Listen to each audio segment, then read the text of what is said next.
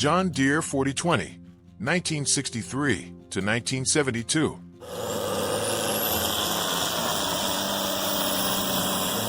Made in Waterloo, Iowa, the heart of American agriculture. From 1963 to 1972, more than 184,000 rolled off the factory floor, a huge number for the time. Prices started at around $10,000. Don't forget, the average farmer made less than $5,000 a year back then. Yet many families still saved up to buy one, knowing this was the machine they would be with for life. Today, depending on condition, you can find a 4020 for between $9,000 and $20,000. But well-maintained ones are often held tight, with few willing to sell. Just ask any old guy in Kansas, Nebraska, or Missouri. Almost everyone has sat behind the wheel of a 4020. Why? Simple, it's both powerful and gentle. Not too big to be out of place in a 30-acre field. Not too weak to be relied upon. Fred Morrison of Ohio says he used his 4020 from the time he was 25 until he retired. I planted corn, soybeans, pulled trailers, plowed, even took my wife to the fair in it. It never complained, he laughs, his eyes still sparkling like a June field.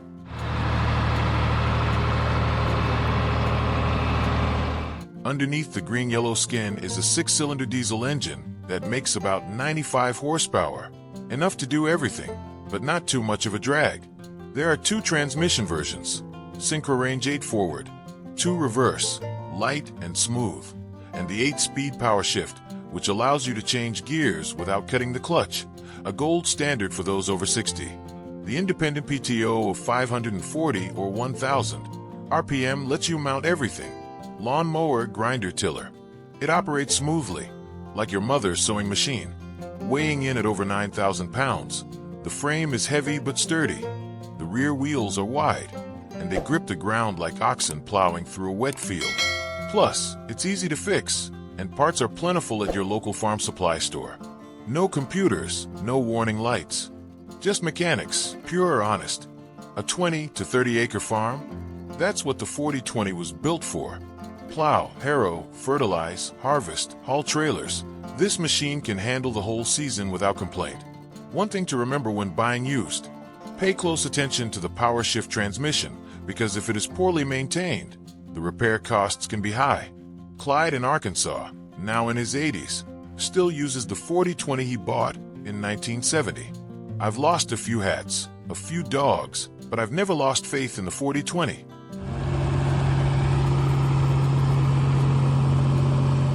He said, "Today, you may see tractors as big as elephants, full of screens and sensors. But in the golden afternoon spread across the grasslands, there stands a John Deere 4020, quiet, sincere, like our ancestors. It's not just steel. It's the smell of early morning oil smoke, the straight tracks of the plow wheels, the steady roar of a farmer's heart who loves the land to the core. If you've ever sat in a 4020 or any old tractor, tell me about it in the comments below." Ford 5000, 1965 to 1976.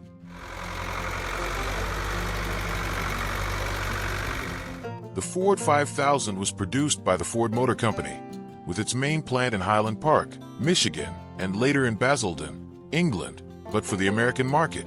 Hundreds of thousands were sold between 1965 and 1976. When it was introduced, it cost around $7,000 to $8,000, roughly 2 years' worth of income for a small farming family. But it was worth every penny. Today, you can find a used 5000 for between $4,500 and $10,000, depending on condition, especially if it runs well and has little rust. The Ford 5000 was once considered the smart man's choice in the plains from Texas to Tennessee. It's not the biggest nor the flashiest, but it works like a mule without complaining. This tractor is loved for its simplicity, ease of handling, especially for the elderly or those just starting to take care of a small plot of land. I remember Mr. Harlan, who lives outside Des Moines, saying that after losing his first wife, he didn't know what to do with the farm. It wasn't until he bought a Ford 5000 from an old friend that he went back to the fields, tilled the soil, planted grass, and from then on, the land was green again. and his heart was warm again.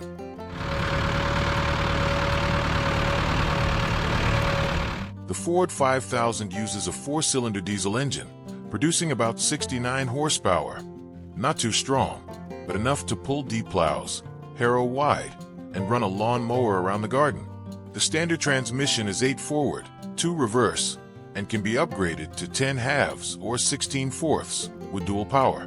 But most people only need the basic type because it shifts smoothly, gently, without harshness, especially easy to control for people with weak hands and poor eyesight.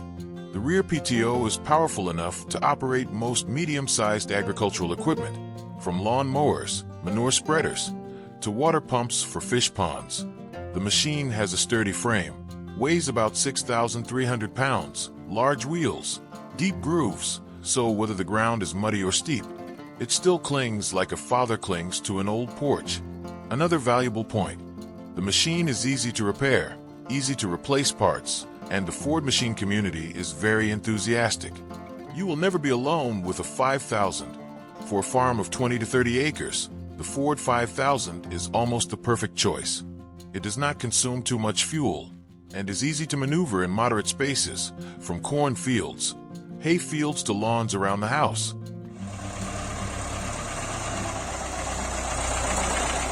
Nearly 60 years have passed, but the Ford 5000 is still present in thousands of fields across America, a memory of time, of land, of men of few words but profound. It is not just a tractor. It is a soft driver's seat in the afternoon wind, a pair of calloused hands squeezing the gear shift as if squeezing a son's hand, the late afternoon sunlight shining through the dust on an old jacket. If you ever owned a Ford 5000 or drove one, or washed your father's car on the porch every Saturday afternoon, please share your story in the comment section. International Harvester 1066, 1971 to 1976.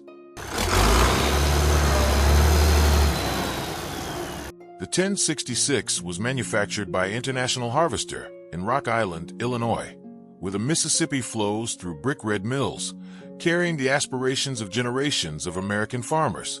In less than 6 years, more than 50,000 were assembled and sold, mostly in the Midwest, where corn and soybeans stretch as far as the eye can see. The price at the time was around $15,000, high, very high, when the average farm household made about $6,000 a year. Today, a well-maintained 1066 can change hands for $10,000 to $20,000, and some special editions can fetch even more. For tractor lovers, it's not a purchase, it's an investment in memories. The International Harvester 1066 wasn't as popular as the John Deere, but everyone who drove it nodded. It was strong, durable, and had the air of a hard worker living lightly. It was most popular in Iowa, Ohio, and Kansas, where the average farm needed a machine that could do the heavy work without taking up the entire warehouse. The 1066 was powered by a DT414, 6-cylinder turbo diesel engine, producing about 105 to 120 horsepower. Not the ferocious kind, but as steady as the clock on the wall in my grandmother's kitchen. It didn't start as quickly as modern models, but when it did, it sounded like a father's deep bass reading the evening prayers, warm, solid, and reassuring. The transmission had 16 forward and 8 reverse gears, with a special torque amplifier function, allowing mid-shift shifting without losing traction. For older people, shifting gears takes a little practice, but once you get the hang of it, it feels real. The PTO is powerful and stable with large mowers, grinders, and spreaders. On a small farm, you can use it to cut hay, pull a trailer, or even push winter snow. It weighs nearly 11,000 pounds, has big tires, and a wide frame, but it still rides smoothly, like my grandfather's footsteps on freshly plowed land. Parts are still being manufactured or recycled today, especially as the IH enthusiast community grows stronger across the country. On a 20 to 30 acre farm, the 1066 can do just about anything without having to swap out too many parts. It's powerful enough to pull a big plow, but still maneuvers easily around an orchard or barn. In particular, the powerful hydraulic system makes lifting and lowering the rear equipment a breeze, even for those who are not as strong as they were in their 30s.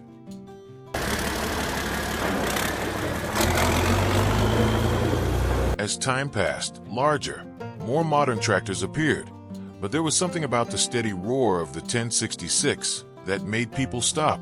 It was a memory of the first harvests, the image of my father bending over to add oil before the sun rose, the smell of new soil mixed with the thin diesel fumes drifting in the afternoon wind.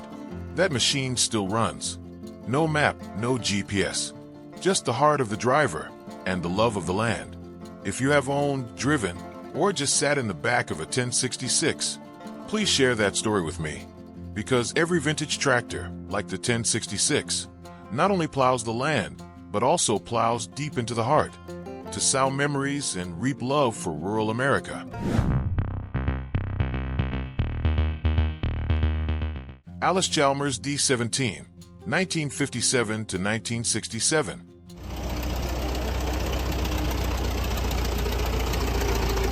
Allis-Chalmers, a name that few people remember today, was once the pride of Milwaukee, Wisconsin, where the orange machines were born to stick to the American soil.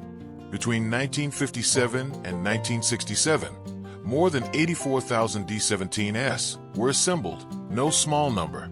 The selling price at that time was around $3,800 to $4,200, at a time when farmers' incomes were only about $3,000 per year. Today, if you're lucky, you can find an original D17 for as little as $3,500 to $7,000. But it is rare, because most have been refurbished or kept like gold. The D17 is not as big as the 1066, nor is it as bulky as the 4020, but it is trusted throughout the Northeast and Midwest, where the land is not very large, but people work with their hearts and honest hands. What makes the D17 special is its versatility and ease of driving. A tractor for both young people just starting out and old people used to plowing straight lines.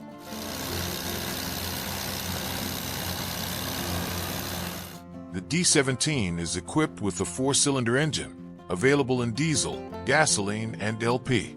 The diesel produces about 63 horsepower, enough power to plow a morning without tiring. Starting is not fast, but sure. The machine runs smoothly, without growling. Like my grandfather, never loud, but everyone listens. The transmission has 8 forward gears, 2 reverse, with the power director feature, allowing you to switch between 2 speed ranges without cutting the clutch. For the elderly, this is a gift. No need to rush, just listen, like changing steps on an old country road. The D17's PTO works well with tillers, manure spreaders, even heavy-duty mowers. The frame weighs about 5,200 pounds, compact, light, easy to turn in the backyard or on the edge of a field. Big tires, deep grooves, good grip, but no sinking in wet fields. Spare parts? Still available. Not as many as John Deere, but the Allis-Chalmers community is still quiet but durable. For a 20 to 30 acre farm, you don't need a draft animal, you need a companion.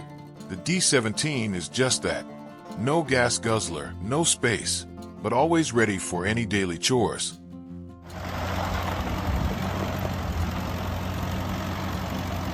The Allis-Chalmers D17 is not the most famous tractor, but for many, it was the first, and also the one that stayed the longest.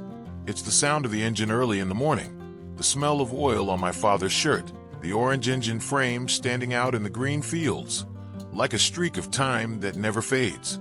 That machine, even after more than half a century, still runs, still starts, and still evokes in people's hearts memories of a rural, gentle, resilient, and loyal America. If you've ever owned a D17, or simply have memories of Allis-Chalmers Orange, tell me about it in the comments section. Massey Ferguson 165, 1964 to 1975.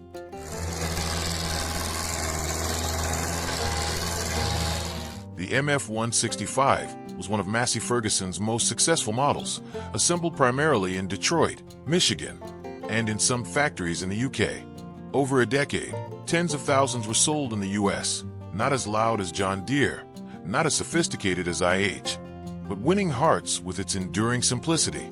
The selling price at that time was around $4,500 to $5,000, when the average farm household had an annual income of less than $4,000. Yet many people still chose it, like choosing a good coat. It fits well and lasts a long time. Today, a 165 in good working order costs between $4,000 and $8,000, depending on condition. And like anything with a soul, the older it is, the better it is kept. The Massey Ferguson 165 is popular throughout the East and South, from Ohio to Alabama, because it is not too big, not too small. It fits like an old pair of boots that have been with us through many harvest seasons. The 165's biggest advantage is its practicality. It is powerful enough to pull a plow, but compact enough to move around the barn or orchard.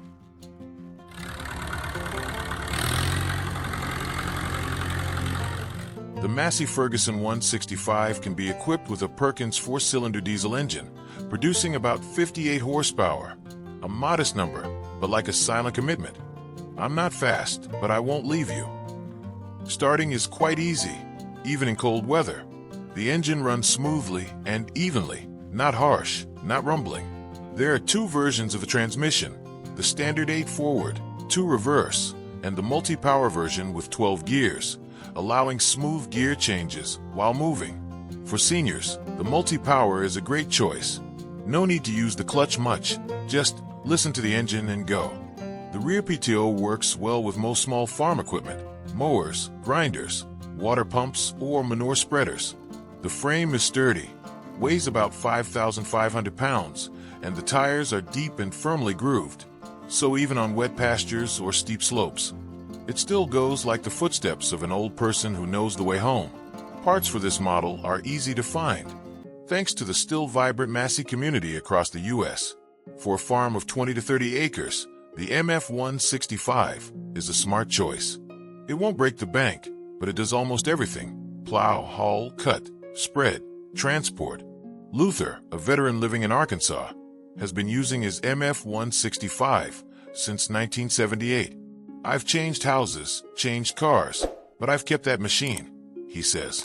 It's not just used to grow beans, it's used to keep the peace that war took away.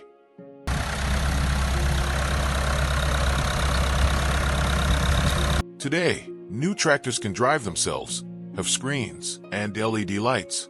But as anyone who has ever driven an MF165 knows, no technology can replace the feeling of your hand on the gear shift, your foot on the clutch, and the field unfolding before you. The 165 still runs. No fanfare, no fuss. It runs on the engine and on memories. If you've ever owned a Massey Ferguson 165, or any Massey, let me know. Just a few lines, the first time driving a tractor, a memorable harvest, or the sound of the engine on a rainy afternoon, are enough to remind us that a tractor is not just a machine, but an irreplaceable part of memory.